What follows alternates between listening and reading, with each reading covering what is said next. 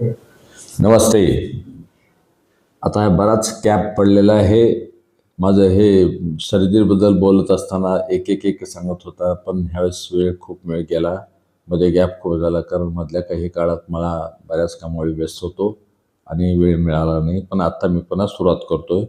माझी एकच इच्छा आहे की नवीन येणाऱ्या सर्जनना, शस्त्रक्रियाकारांना चांगला एक एन्करेज व्हावं म्हणून मला करायची इच्छा आहे आणि लोकांनाही कळावं ही माझी इच्छा आहे. आता एक आमच्याकडे अशीच एक केस होती. वैष्णवी ठाकूर नावाची परेडचीच एक मुलगी होती आहे आणि तिला अनोरेक्टल अनॉमलीज होत्या. हाय अनॉमलीज होती. म्हणजे संडासची जागाच नव्हती जन्मजात तिला. त्यामुळे आणि ती उंच खूप जरा अंतर जास्त खाली नव्हती ती. त्यामुळे तिचं ऑपरेशन झालं. तिचं काय कोलोस्टॉमी केली अगोदर, पण ते पुथ्रो ऑपरेशन केलं. संडास जागा तयार केली, पुन्हा कोलोस्टॉमी क्लोज केली. असे मल्टिपल वेळा झाल्यामुळे त्याला सारे स्कार्स होते तिच्या अपडाऊनवर आणि पुन्हा संडास व्हायला लागले तिचे. ते तरुण वयात आल्यानंतर तिचं काय झालं माहीत आहे का, ते तिला प्रोलॅप्स झालं. लग्न झालं. लग्नानंतर तिला प्रोलॅप्स रेक्टम झालं. प्रोलॅप्स रेक्टम म्हणजे काय, ते रेक्टम जे असते मोठं आतड असते ते पूर्ण बाहेर येत होतं. अगदी पूर्ण बाहेर येत होतं म्हणजे किती 6 इंच 8 इंच बाहेर येत होतं. त्यामुळे अगदी ती परेशान व्हायची. संडासला बसले की संडास झाली की ती बाहेर यायचं अगोदर. मग हाताने आत घालावं लागत होतं. त्यामुळे ते परेशान होते. मग ते ऑपरेशनसाठी गेली औरंगाबादला. तिथल्या डॉक्टर्सनी बघितलं, सर ते मल्टिपल ऑपरेशन्स स्कार्समध्ये असतात, आतमध्ये अडचणी झालेल्या असतात. त्यामुळे ते थोडंसं धाडस कोणी करायला नाही गेलं त्यांचं. मग 2-3 ठिकाणी दाखवल्यानंतर ते पुन्हा माझ्याकडे एकदा आली. ते आल्यानंतर ते म्हणाले, मी करतो बाबा म्हटलं तुला हे, पण डिफिकल्ट आहे हे ऑपरेशन आणि ते करताना कदाचित किती होईल मला सांगता येत नाही. ते रिस्क घेऊन करावं लागेल तुला म्हणलं. त्यामुळे ठीक आहे, रिस्क मी काय, तुम्ही वॅक्यूम तर करत नाही, तुम्ही करताय ते चांगली गोष्ट आहे, करून म्हणले. माझ्याकडे आली ते केलं. मी ॲब्डॉमेन ओपन केलं.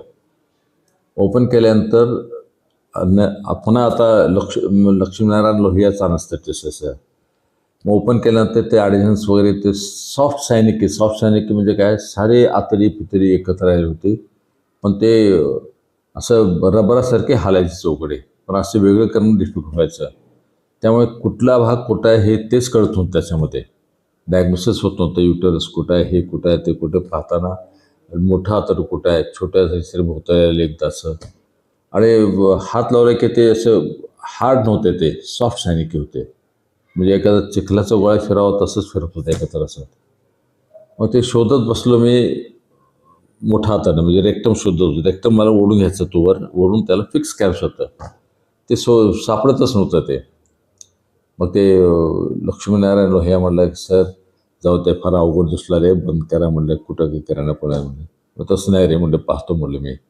मग मी काय केलं, त्यांच्या असिस्टंटला सांगितलं की तू काय कर, स्वाब होल्डिंग फोर्सर घे, त्यात एक स्वाब घे आणि पुट इन द रेक्टम ॲनसमध्ये टाकून असं वर घे म्हणलं पूर्ण.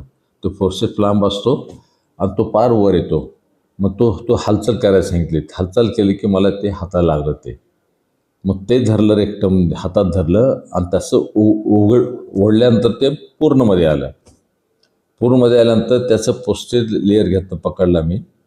त्याला एक स्टिच घेतला आणि तो स्टिच नायलॉनचा स्टिच घेतला आणि तो सॅक्रल पोमोट्रीला मी स्टिच करून टाकलं ते.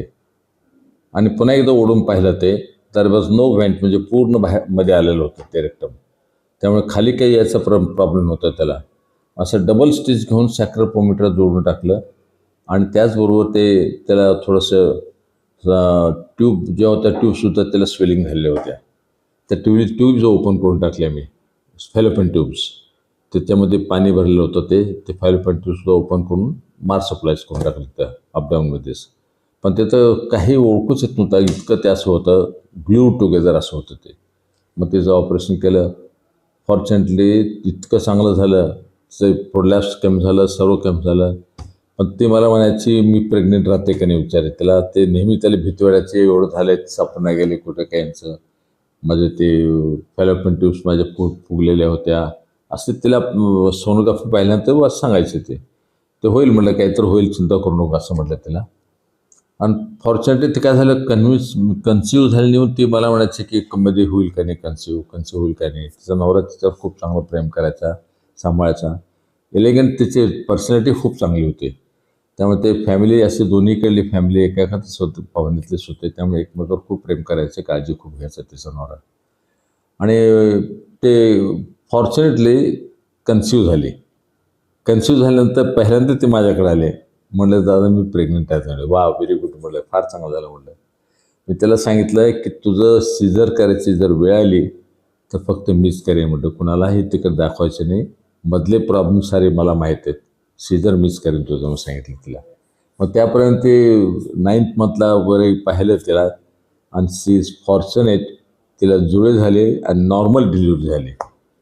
दोन्ही मुलं तिची चांगली मुलं, दोन्ही तिची अतिशय चांगली तब्येत आहे. आणि मला त्यानंतर त्यांनी मला पेढे वगैरे आणून दिले, तर ते नेहमीचं होऊन जातं, ते झालं. पण एक मला आनंद वाटला की त्या अशा मुलीचा त्रास झाला, इतकी एलिगंट असली, ते परेशान होत होते. तिला 2 मुलं झाले, तर दोन्ही ते अपत्य, ते परिवार अत्यंत खुशीत आहे. पहिल्या सुरुवातीला तिला प्रॉब्लेम होते म्हणून तिचे सासरचे लोक थोडंसं तिला नाराज व्हायचे, मोठी माणसं.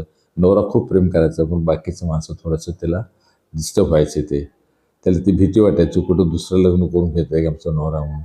ती भीती वाटायची. पण तिचा नवरा खूप चांगला होता, त्याच्यावर खूप प्रेम करायचा. आणि त्याशिवाय 2 मुलं घेऊन माझ्याकडे आले. ते आल्यानंतर त्यांना मी पेढे खाऊ होते सगळ्याला केलं. अशा प्रकारचे आनंद देणाऱ्या गोष्टी काही आयुष्यात घडल्या ऑपरेशन केल्यानंतर, त्यासारखा दुसरा आनंद कोणता नसतो. पैसा त्याच्यापुढे फिका असतो. धन्यवाद.